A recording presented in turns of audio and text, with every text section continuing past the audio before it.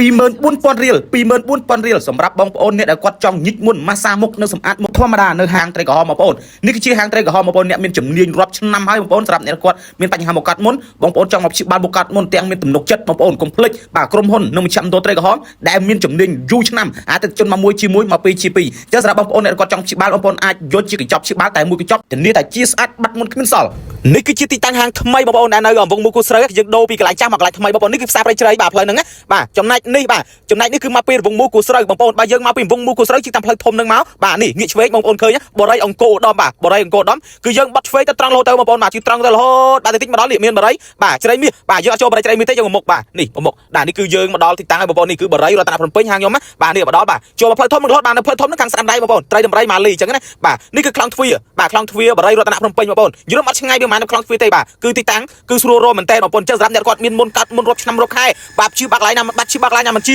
មកក្រុមហ៊ុនត្រីក្រហមចាំទៅត្រីក្រហមជឿបាល់មួយជាមួយ10ជា10បើមិនជាធានាសងប្រាក់ជូនអតិថិជនវិញគ្រប់ចំនួន